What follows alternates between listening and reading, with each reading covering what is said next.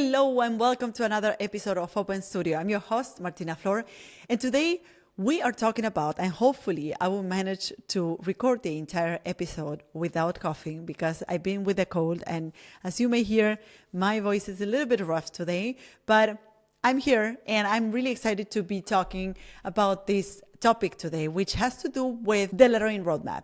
And you may be wondering, hey, I'm an illustrator, I'm a graphic designer, the lettering roadmap doesn't really apply to me. And when, of course, it is inspired in my own story as a lettering artist, and that's why I call it lettering roadmap. But basically what we'll be talking about today is the usual path and the usual set of steps that every creative goes through as they build a successful career in whatever it is that you do.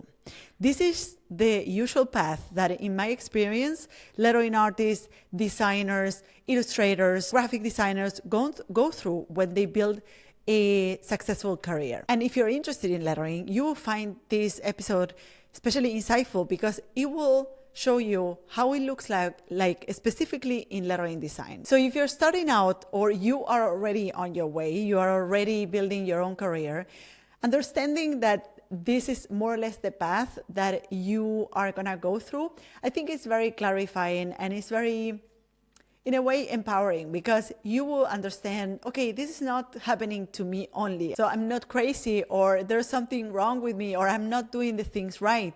But this is more or less the path that everyone goes through. And hopefully throughout the episode, you will be able to pinpoint moments where you think like, oh, this is where I am right now. Oh, this is me. I recognize that moment. So before we get started, I want to invite you to my once a year workshop series, which is, guess what? It's called the Lettering Roadmap. So in this workshop, which is a free workshop, and it only happens once a year, we will be walking through all of the different steps of a lettering design career, from beginner to pro.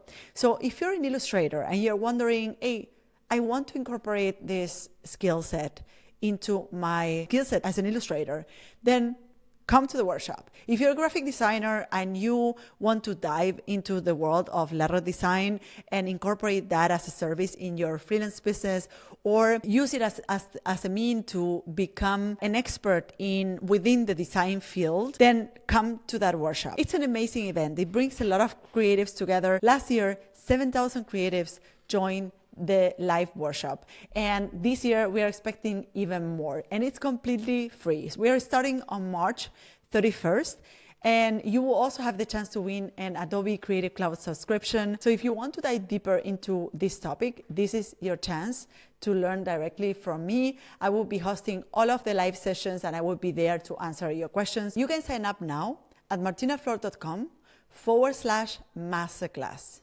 Again, martinaflor.com/masterclass. All right, let's dive into today's episode. Welcome to Open Studio Podcast, space for lettering artists, illustrators, and creatives who are determined to thrive in their passion. I'm Martina Flor, and I've been through the ups and downs of building a successful creative business. From struggling to make ends meet to achieving my dream of becoming an award-winning lettering designer, I've learned valuable lessons along the way. Now, I'm here to share those lessons, strategies, and tips so that your journey can be smoother. Whether you're looking to turn your passion into a career or want insights to boost your creative business, this podcast is your guide. Join me on the Open Studio Podcast and let's make your creative dreams a reality.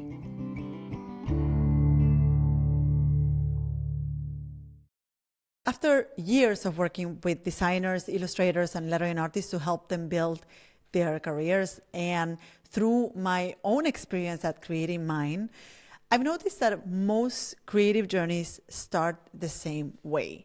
It all starts with a moment. I call this the spark, and perhaps you can remember yours.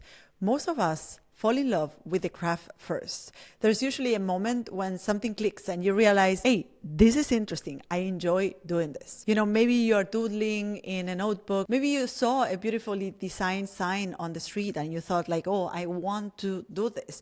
Maybe you did an exercise at design school and where you had to draw a logotype by hand and you thought like, oh, I love doing this. I know this was my moment, my spark. Everybody has their own. Maybe you discovered a lettering artist online and you thought, hey, I want to do that too. And in the beginning, it's all about play. You experiment, You try different styles and you explore without any pressure because you're just having fun. You're just exploring this new craft for you. You're not thinking about making money or turning it into a career. You're just having fun. But then something shifts.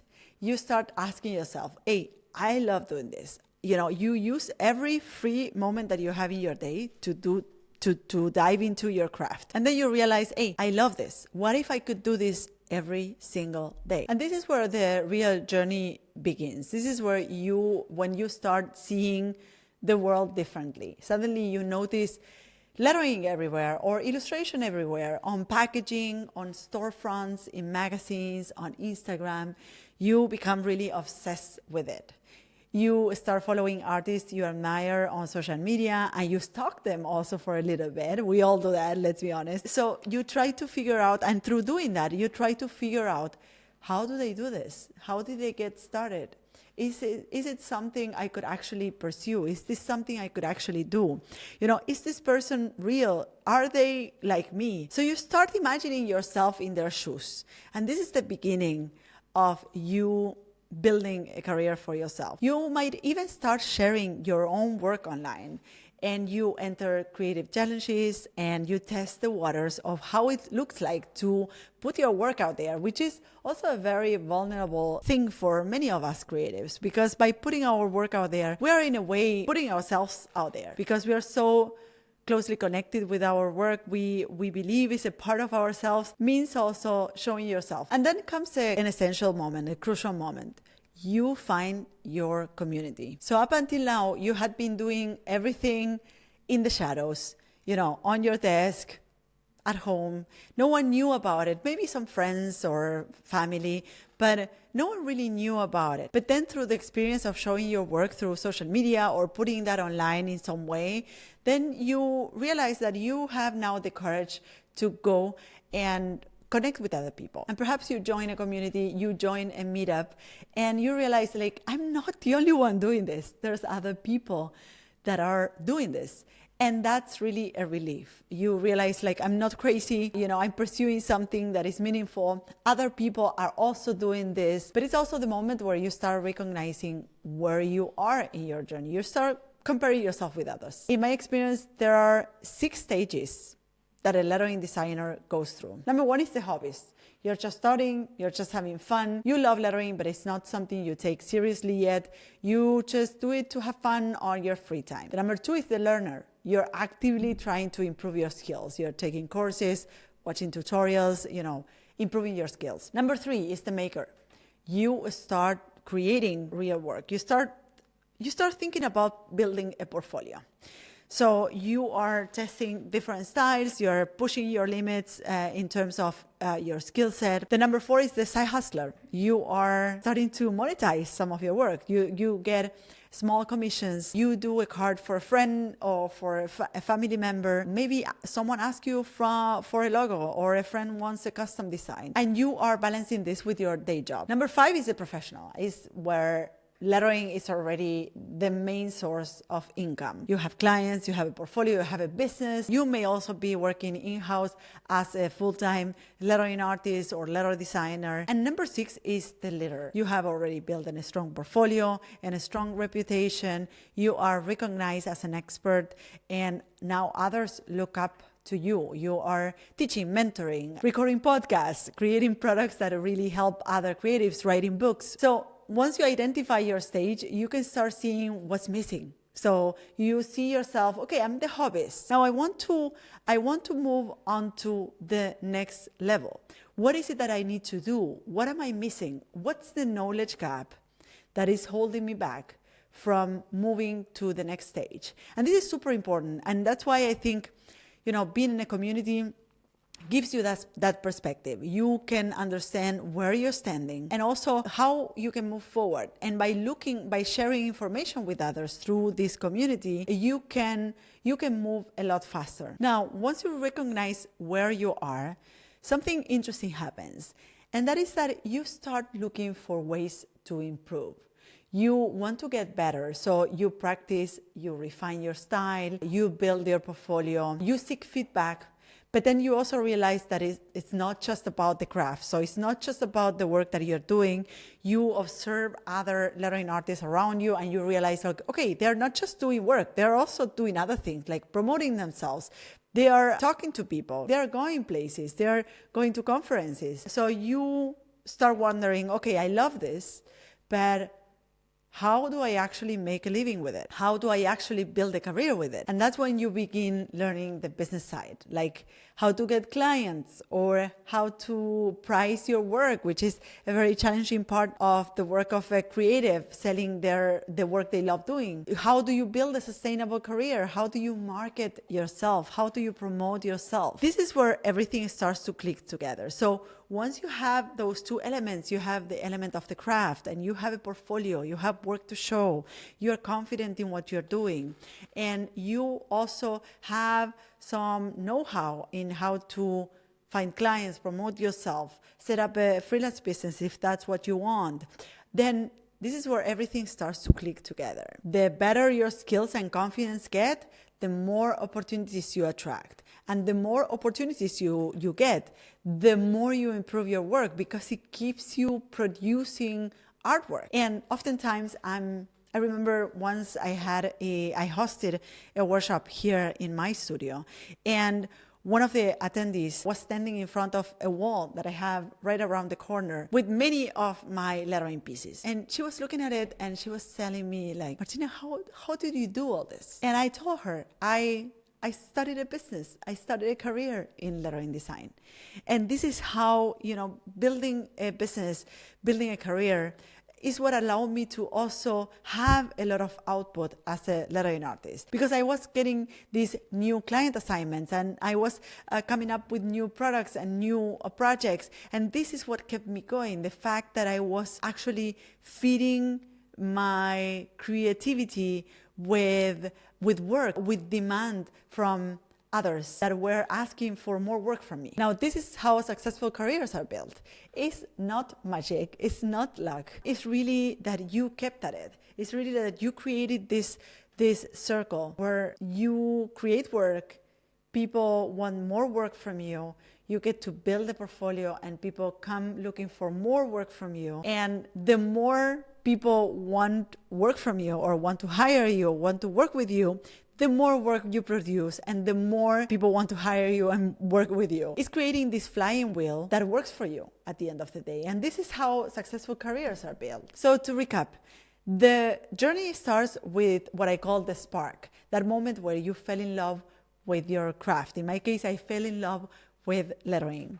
Then comes exploration, where you start seeing if this could be something more. Then comes the community element of it. You find your community, you find other people that are doing what you're doing, and you start recognizing where you are.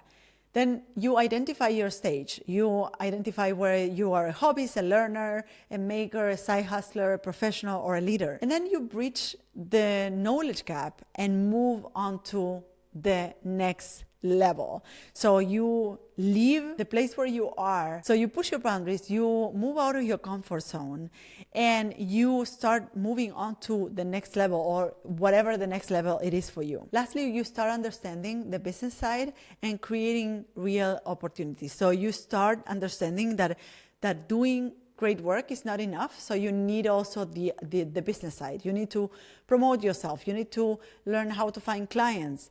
And this is where real opportunities are generated. Once that happens, you start creating this circle where more opportunities are coming your way and you're creating more artwork. And then because of that, more opportunities are coming your way and then you're creating more artwork. And I hope this episode has helped you understand, what are the elements of this story that I just told you, this path that normally or usually every creative, every illustrator, every lettering artist goes through as they're building a successful career in their craft. I hope that you were able to understand, okay, I've been through that. I have felt the spark, or I am now in the stage where I need to learn the business side of things. Because understanding where you're at in your journey allows you to understand, what's next for you. And if you want to dive deeper into that and into the world of lettering design, I want you to join me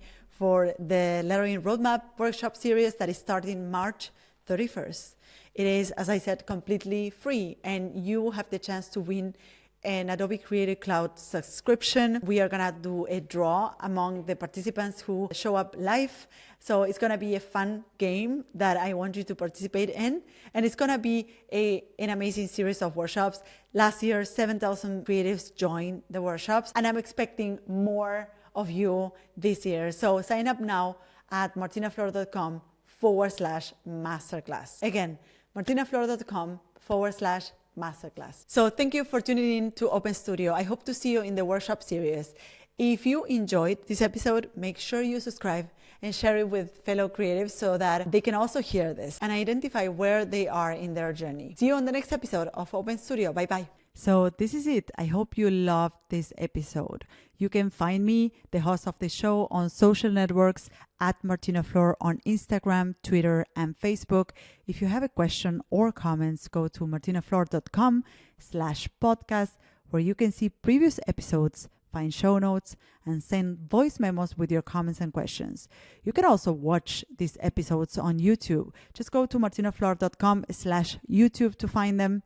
You can, of course, listen to all our episodes on your favorite podcast platform.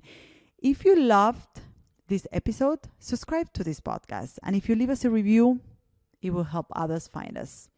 Thank you all for listening, and see you in the next episode of Martina Flor's Open Studio. Bye-bye.